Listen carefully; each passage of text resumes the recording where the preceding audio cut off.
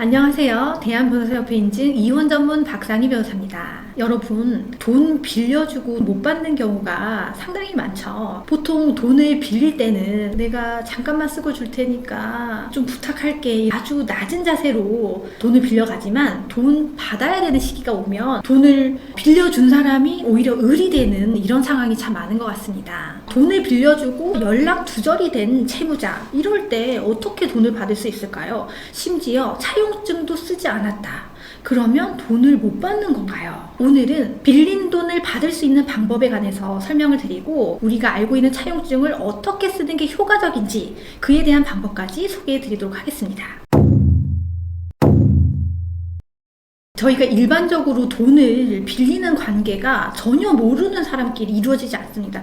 아주 친밀한 사이, 지인이나 가족, 그리고 연인 사이에 이루어지는데, 그렇기 때문에 돈을 빌려달라고 했을 때 그래, 그럼 우리가 차용증을 하나 써볼까? 이런 말을 못하게 되는 거죠. 그렇지만 차용증은 반드시 써두시는 게 좋습니다. 제가 나중에 차용증 예시를 링크로 걸어둘 테니까 그 부분은 이따가 또 한번 보시고요. 그리고 친한 사이다 보니까 그러면 돈을 언제 갚을 건데? 라고 물어보지도 못해요. 그래서 결국에는 돈은 빌려줬는데 돈을 빌려줬다라는 증거는 하나도 없고, 그리고 언제까지 돈을 받을 수 있는지도 모르게 되는 거예요. 실제 저희가 진행했던 사건 하나 소개해 드리겠습니다. 두 사람은 연인 관계였어요. 남자분이 급하게 사업자금이 필요하다고 해서 여자친구한테 2천만 원을 빌려달라고 합니다. 그래서 본인도 있는 돈 없는 돈 대출까지 받아가지고 빌려줬어요. 그런데 남자친구가 결제대금이 들어오면 내가 갚을게 라고 해놓고 이제 하세월이 되는 거예요. 그러다가 1년 정도 시간이 지났고 두 사람은 이별을 하게 됩니다. 이별한 건 이별한 거고 빌려준 돈은 받아야 될 거 아니에요. 그런데 이 남자가 내가 왜 너한테 돈을 줘야 되느냐, 나도 너한테 선물 같은 거 많이 했는데 이거 그냥 너 나한테 준 거 아니야? 나는 돈 못 준다, 이렇게 나온 거예요. 그래서 이분이 돈을 받을 수 있게 해달라고 부탁하신 거예요. 이 사건 결국 돈을 받았습니다. 어떻게 받았을까요? 이 사건 같은 경우에는 당연히 차용증을 쓰지 않았습니다. 그리고 이자를 받은 적도 없었습니다.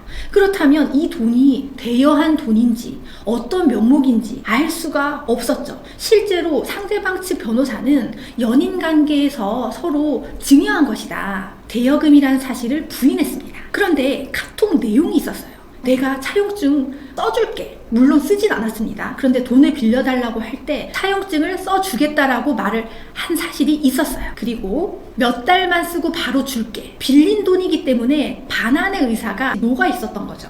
그래서 이런저런 증거들을 제출해서 이게 대여금이다 라는 사실을 인정받아서 이 여자분 같은 경우는 2천만 원 원금을 다 받고 이자까지 모두 다 받으실 수가 있었습니다. 이 사건처럼 차용증이 없는 경우에도 돈을 받을 수가 있습니다. 그런데 주의할 사항이 세 가지가 있어요. 첫 번째, 반드시 계좌이체를 하셔야 돼요. 돈을 빌려줄 때 현금으로 주고받고 이런 거 절대 하시면 안 됩니다. 계좌로 돈을 이체하셔야 돼요. 그리고 두 번째, 이자 약정이 있다면 매달 정해진 날짜에 이자를 받으셔야 돼요. 그러면 이자를 지급했다라는 게 대여금에 대한 증거가 됩니다. 그리고 세 번째, 차용증을 도저히 써달라는 말을 못하겠어. 그러면 내가 그 사람한테 문자나 카톡을 보내는 거예요. 마치 차용증이라는 사실을 알릴 수 있는, 예를 들면 이런 거죠. 네가 빌려달라고 했던 돈 2천만 원 내가 이체했어.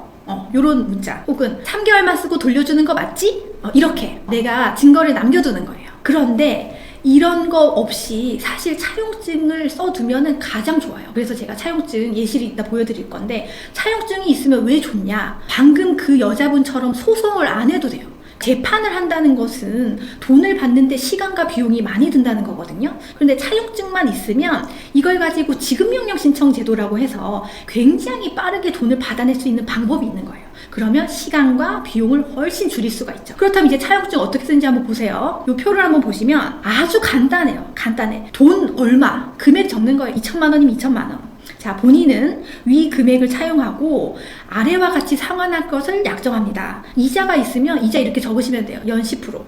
상환 기한 안 적으셔도 무방합니다. 그런데 기한을 정해두면은 훨씬 더 도움이 되겠죠.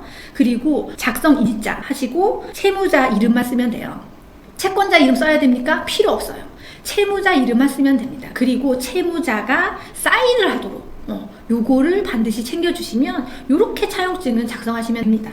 오늘은 차용증이 없어도 돈을 받을 수 있나, 혹은 차용증을 어떻게 작성하면 도움이 될까에 관해서 이렇게 설명을 드려봤습니다. 이 부분이 도움이 되신다면 적극적으로 좋아요, 댓글 남겨주시기 바랍니다. 감사합니다.